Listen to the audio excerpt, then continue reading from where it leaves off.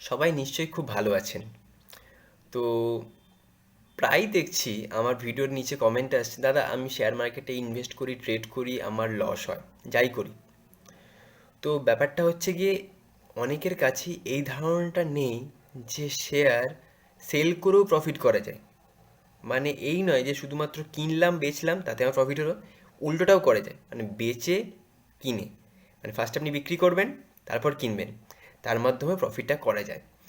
তো সেই কনসেপ্টটা অনেকেই জানে না, এটা হচ্ছে মেন প্রবলেম। তো একটা শেয়ার কখনোই তো হু হু করে বেড়ে যেতে পারে না, তার আপস অ্যান্ড ডাউনস থাকবে।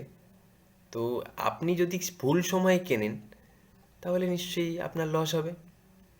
তার মানে আপনি শেয়ার ঠিক চুজ করছেন, বাট পরের ডিসিশনটা কিন্তু ঠিক নিচ্ছেন না, তাই তো? যে আপনি চুজ করেছেন শেয়ারটা পারফেক্ট, অবভিয়াসলি পারফেক্ট, যেহেতু ওটার মধ্যে গ্রোথ এসছে, নাহলে ডাউনফল এসছে। তার মানে আপনি ডিসিশনটা, তার পরের ডিসিশনটা কিন্তু ভুল নিয়েছেন। ওটা বেচবো না কিনবো, এই ডিসিশনটা যদি ভুল নেন তাহলেও কিন্তু আপনার লস হবে। দ্বিতীয় কথা, আমি অনেককেই দেখছি মার্কেটে, অনেকেই আমার সঙ্গে কথা বলেন যে বেকার বেকার স্টপ লস লাগিয়ে কী হবে, স্টপ লস লাগানোর পর তো আবার দেখছি বেড়ে যাচ্ছে স্টকটা, আমি তাহলে প্রফিটটা পেলাম না। এই যে লোভটা আপনাকে ছাড়তে হবে। আপনি একটা স্টাডি করেছেন, সেটা চার্টের বেসিসে হতে পারে, ফান্ডামেন্টাল হতে পারে, সেটা একটা টাইম পিরিয়ডের মধ্যে কাজ করে বলে আপনি ঠিক করেছেন। যদি আপনি পজিশনাল ট্রেড নেন তো পজিশনাল ট্রেডের মতো সময় নিয়েছেন, সুইং ট্রেড নিলে সুইংয়ের মতো, ঠিক আছে, বা ইন্টারডে করলে ইন্টারডের মতো।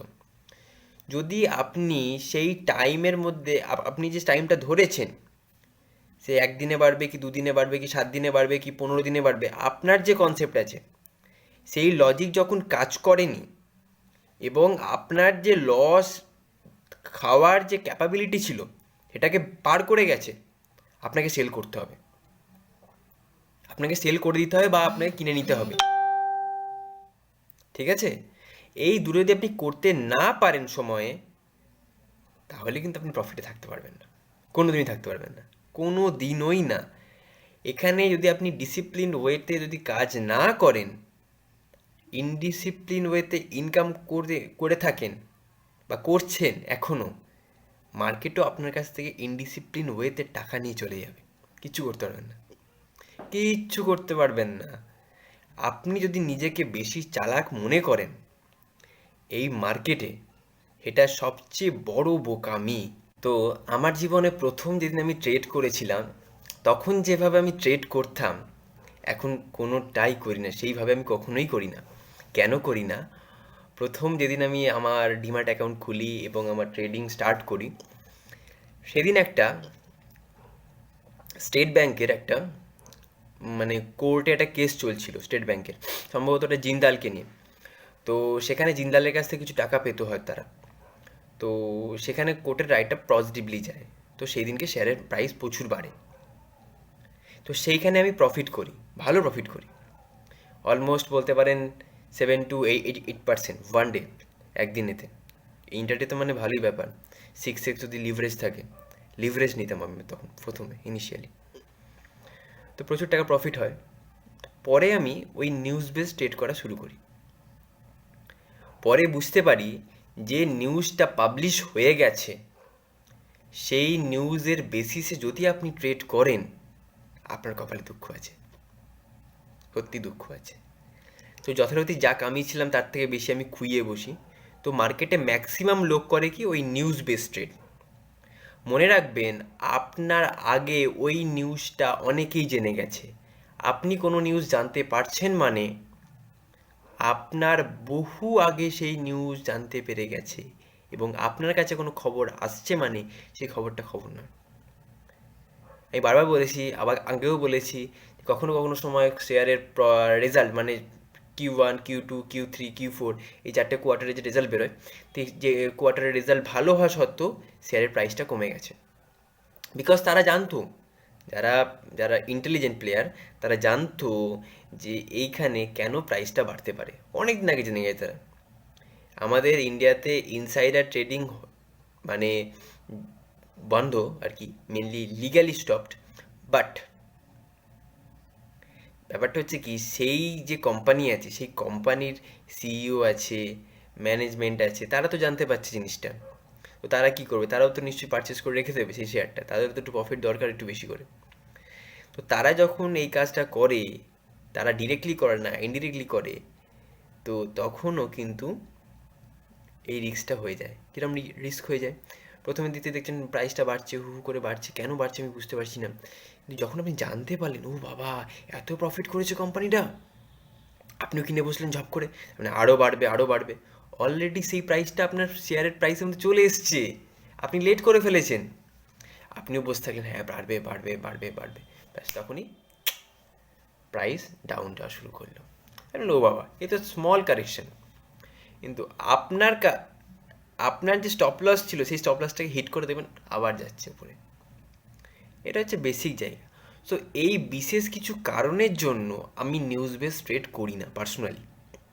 যারা করেন অনেকেই হয়তো প্রফিট করেন, তারা হয়তো আমার থেকে বেশি ভালো সাইকোলজিটা বোঝেন, বাট আমি যেটা মনে করি, আমি সাইকোলজিতে বিশ্বাস করি না খুব একটা। আমি মেনলি চার্টের ওপর বেস করে কাজ করি। তো ক্যান্ডেল স্টিক, ঠিক আছে, চার্ট প্যাটার্ন, ঠিক আছে, এই জিনিসগুলো আমি বেশি ফলো করতে বিশ্বাসী। তো সেগুলো আমাকে প্রফিট দেয়, এবং সবাইকেই দেয়, ম্যাক্সিমাম লোককেই দেয়। তো তার জন্য আপনাকে সারাদিন ধরে নিউজ, টিভি চ্যানেল, হ্যানা ত্যানা কিচ্ছু করতে হবে না। HDFC bank, HDFC bank sorry, এই এইচডিএফসি লাইফ যে কোম্পানিটা আছে সেই কোম্পানিটা এনএসসি 50 মানে নিফটি 50-তে লিস্টেড হওয়ার আগে আমি বুঝতে পেরেছিলাম এই শেয়ারটার প্রাইস বাড়তে পারে, আমি কিনেছিলাম। কারণ কি, চার্ট বলে দিয়েছিল আমাকে কথাটা, আমার কাছে কোনো ইনফরমেশন ছিল না যে এইচডিএফসি লাইফ ঢুকবে ওপরে। পরে জানতে পারি তার 7 দিন কি 8 দিন পরে, আমার পারচেস করার 7 দিন থেকে 8 দিন পরে, যে এইচডিএফসি লাইফ নিফটি 50-তে ঢুকে যাচ্ছে। তো এই যে বেসিক জিনিসগুলো চার্ট কিন্তু হেল্প করবে আপনাকে। তো চার্টকে গুরু মনে করুন, ওইসব কে কি বলছে, কোনটা কিনে নিতে বলছে, কোনটা বিক্রি করে দিতে বলছে, সারাদিন ধরে টিভি চালিয়ে বসে আছেন, পাগল হয়ে যাবেন, জাস্ট পাগল হয়ে যাবেন। ওরা স্টপ লস দেবে, প্রফিট দেবে, দেখবেন 10টা দিলে 2টো ঠিক হবে।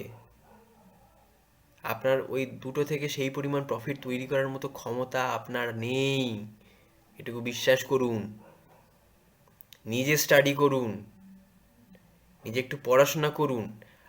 আর না হলে যদি মনে করেন আপনার কাছে পড়াশোনা করার সময় নেই, বেশি মাথা ঘামিয়ে লাভ নেই মশাই, মিউচুয়াল ফান্ডে ইনভেস্ট করুন।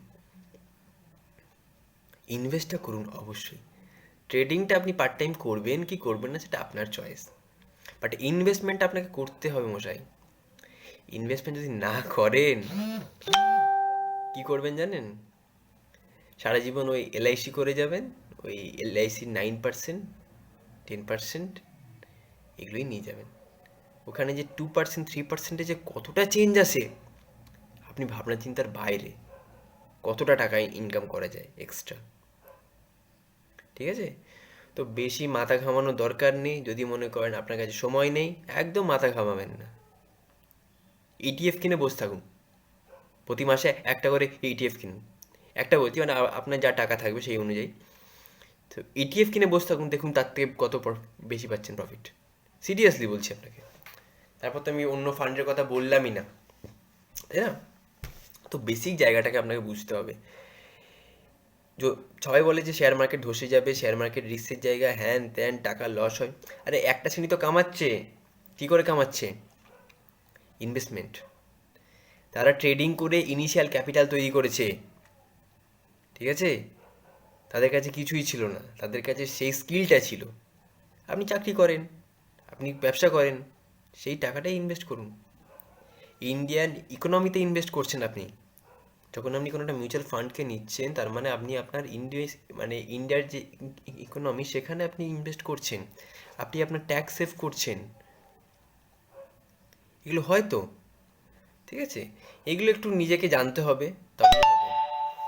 Thank you. আশা করি সবাই খুব ভালো আছেন, আর ভালো থাকবেন, সুস্থ থাকবেন। আর যদি মনে হয় আমি কিছু ভালো ইনফরমেশন দিচ্ছি তাহলে লাইক শেয়ার করতে পারেন। ভালো থাকবেন।